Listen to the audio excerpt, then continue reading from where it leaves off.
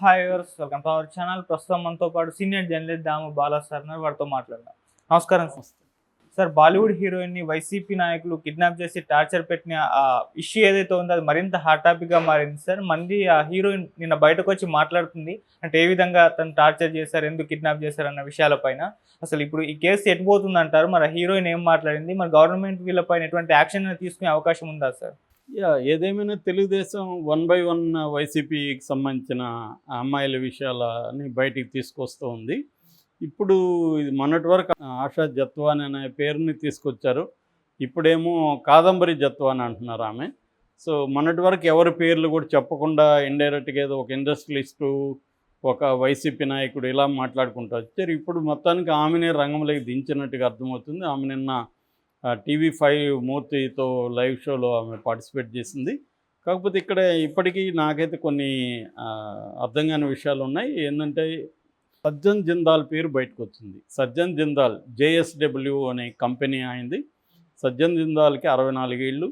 ఆయన ఈ అమ్మాయితో అఫేర్లో కొద్ది రోజులు ఉన్నాడని, తర్వాత ఆయన టార్చర్ చేయడం మొదలుపెట్టాడని, ఈ అమ్మాయి అతని మీద అత్యాచారం కేసు పెట్టిందని బాంద్రాలో, ముంబైలో బాంద్రా కుర్లా కాంప్లెక్స్ పోలీస్ స్టేషన్లో ఆమె కేసు పెట్టిందని, దాంతో ఈ సజ్జన్ జిందాల్ వైసీపీని కాంటాక్ట్ చేస్తే సజ్జలకు అప్పగించాడు జగను. సజ్జల అక్కడ విజయవాడ మాజీ జడ్పీ చైర్మన్ కుక్కల నాగేశ్వరరావుని కాంటాక్ట్ చేశాడు. వాళ్ళ కొడుకు కుక్కల విద్యాసాగర్ని తీసుకొని అతనుకి ఈమెకు పరిచయం ఉంది అని అతని ద్వారా కేసు పెట్టించి మీద.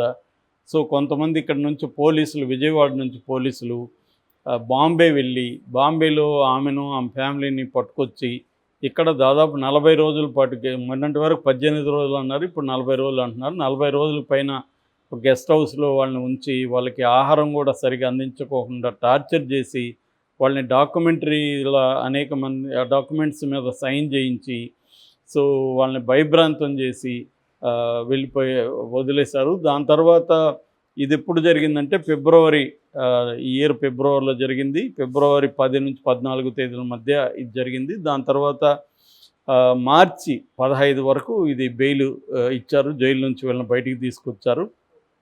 సో వాళ్ళ ఇంట్లో వాళ్ళు, వాళ్ళ బంధువులు అందరిని భయభ్రాంతం చేశారు. ఈమె వెళ్ళినాక అక్కడ ముంబై బాంద్రా కుర్లా పోలీస్ స్టేషన్లో వాళ్ళు ఈమె అక్కడ కేసు పెట్టినా కూడా వాళ్ళు పోలీసులు పట్టించుకోకపోతే ఈమె జిందాల్ మీద ముంబై కోర్టుకి వెళ్ళింది. కోర్టు ఆదేశించింది పోలీస్ స్టేషన్ని దీని మీద పనిచేయమని.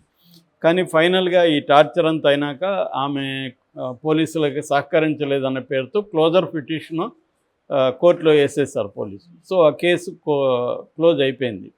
ఇప్పుడు ఈమె ఏం ఆరోపిస్తుంది, ఇది ఒక కథనం. రెండవ కథనం ఏంటంటే ఈ విద్యాసాగర్కి ఆమెకు పరిచయం ఉందని 2015లో కొంతకాలం వాళ్ళిద్దరి మధ్య ప్రేమ నడిచిందని, దాని తర్వాత పెళ్లి చేసుకోమంటే తన ముఖం చాట చేశాడు, దాంతో ఆమె గొడవ చేయడం మొదలు పెడితే టార్చర్ చేశారు అనేది రెండో విషయం. సో మరి జిందాల్ పేరు ఎందుకు వచ్చింది? జిందాల్ 64 ఏళ్ళు ఆయన సజ్జన్ జిందాల్. JSW కంపెనీ వాళ్ళది కాంగ్లోమెరేట్ కంపెనీ, $23 బిలియన్ కంపెనీ. అది 55,000 మంది పనిచేస్తారు. అది స్టీలు, తర్వాత real estate, infrastructure, automobiles, paintings, తర్వాత రకరకాల వెంచర్ క్యాపిటలు, ఇట్లా డైవర్సిఫైడ్ రంగాల్లో ఉన్న కాంగ్లోమెరేట్ కంపెనీ. ఆఫ్రికాలో, అమెరికాలో, సౌత్ ఆఫ్రికాలో ఇలాగ అనేక దేశాల్లో అది ఉందన్నమాట. అటువంటి స్థాయిలో ఉన్న వాళ్ళు ఈ అమ్మాయితో అతను ఎందుకు అఫేర్ పెట్టుకున్నాడు? ఆ సజ్జన్ జిందాల్ అతను అనుకుంటే ఇంకా పెద్ద హీరోయిన్ల స్థాయిలో వాళ్ళు అతనితో వెళ్ళేదానికి రెడీగా ఉంటారు. ఎందుకంటే అతని దగ్గర అంత డబ్బు, ఇన్ఫ్లుయెన్స్ ఉంది. రెండోది, అతను బాంబేలో ఇన్ఫ్లుయెన్స్ చేసుకోలేక వీళ్ళని ఆశ్రయించాడా? మరి ఈ కుక్కల విద్యాసాగర్ పేరు ఆమె ఎందుకు చెప్తుంది? ఇది కన్ఫ్యూజింగ్గా ఉంది డ్రామా. ఇందులో పోలీస్ ఆఫీసర్ల పేర్లు కూడా వచ్చాయి. అదేంటంటే కాంతి Rana Tata, DCP Vishal Gunni, ACP Hanumantharao, ADCP Ramanamurthy, CI Sridhar, SI Pradeep, వీళ్ళ పేర్లు ఇప్పుడు బయటకు వచ్చాయి. వీళ్ళల్లో ఆల్రెడీ కొంతమంది విశాల్ గున్ని, కాంతి రాణా టాటా వీళ్ళు 16 మందిని పని పాట లేకుండా రోజు ఆఫీస్కి వచ్చి సైన్ చేయమని చెప్పారు కదా. అందులో వీళ్ళిద్దరు కూడా ఉన్నారు. సో ఇప్పుడు వైసీపీ అధికారుల మీద టార్గెట్ చేయడానికి ఈ ఇష్యూని తీసుకొచ్చారా, లేకపోతే నిజంగా ఆమె చెప్తున్నట్టు అన్యాయం జరిగిందా? దీని మీద ఖచ్చితంగా అయితే తెలుగుదేశం ప్రభుత్వం సీరియస్గా, నిజంగా అమ్మాయి అయితే మాట్లాడుతుంది, అది జరుగుంటే ఖచ్చితంగా అయితే వాళ్ళ మీద చర్య తీసుకోవాలి. ముఖ్యంగా పోలీస్ ఆఫీసర్లు ఇలాంటి చేయరనేది ఏం లేదు. ఖచ్చితంగా ఏ ప్రభుత్వం ఉన్నా పోలీస్ అధికారులు ఇట్లాంటి వాళ్ళు కొంతమంది ఉంటారు. వాళ్ళు ప్రజల్ని లేకపోతే బలహీనుల్ని టార్చర్ చేయడం అనేది కొంతమంది, అందరూ పోలీసులు చేస్తారని కాదు, కానీ కొంతమంది అయితే ఉంటారు. ఇక్కడే మనం అనేక విషయాలు చూస్తున్నాం. ఈవెన్ తెలంగాణలో కూడా పోలీసు వాళ్ళు ఎలా బిహేవ్ చేస్తున్నారు. సో అలాగే అక్కడ కూడా విజయవాడ దీంట్లో చేసి ఉండొచ్చు. అది జగన్ ప్రభుత్వం అయినా తెలుగుదేశం ప్రభుత్వం అయినా ఇవి జరగడం అనేది జరుగుతున్నాం. నిన్నటికి నిన్న కూడా మనం ఎమ్మెల్యే మాధవి వాళ్ళ హస్బెండ్ రామచంద్రరావు పోలీసుల ద్వారానే కదా వాళ్ళని టార్చర్ చేశాడు.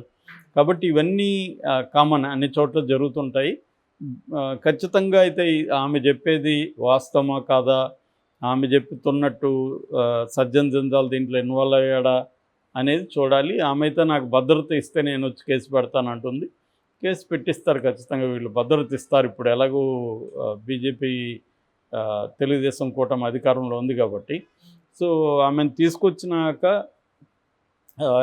ఏ స్థాయిలో ఇది జరుగుతుందనేది మనం చూడాలి. అంటే వీళ్ళు నిజంగానే ప్రూవ్ చేయగలుగుతారా ఇదంతా, లేదు ఇదొక మళ్ళొక డ్రామాలాగా, వీళ్ళు తెలుగుదేశం వాళ్ళు చేసే డ్రామాలాగా మిగిలిపోతుందా వైసీపీ వాళ్ళ మీదకి అనేది చూడాలి. ఎందుకంటే మొన్నటి వరకేమో ఆశాజత్వాని అన్నారు, ఇదే తెలుగుదేశం మీడియాలో ఆశాజత్వాని అనే పేరే వచ్చింది.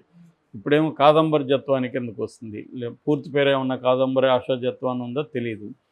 ఏదేమైనా ఇంకా పూర్తి డీటెయిల్స్ అయితే రావాలి. మరి దీనికి వైసీపీ నాయకులు దీనేంట్లో అంటే సజ్జల్ని దీంట్లో ప్రధానంగా ఇరికిస్తున్నట్టుగా తెలుస్తుంది. అంటే సజ్జల ఆధ్వర్యంలోనే ఇదంతా జరిగిందని. నిజంగా అది జరుగుంటే మాత్రం ఖచ్చితంగా వాళ్ళకి శిక్ష పడాలి. ఎందుకంటే ఒక అమ్మాయిని ఆ స్థాయిలో టార్చర్ చేయడం అయితే కరెక్ట్ కాదు. ఆమె నాకు ఏదోదో ఇది పంపించాడు, అవన్నీ కూడా చూపిస్తుంది, స్క్రీన్ షాట్లు, పోర్న్ వీడియోలు పంపించాడు, అవన్నీ. ఒక పక్కేమో నాకు పరిచయం అని చెప్తుంది. ఈ కథలోనే అనేక కోణాలు కనిపిస్తున్నాయి. ఒకరు రాసినట్టుగా ఇంకొకరు రాయట్లేదు. సో ఆమె ఒక విషయం చెప్తుంది, దాని ప్రొజెక్షన్ వేరే రకంగా వస్తుంది.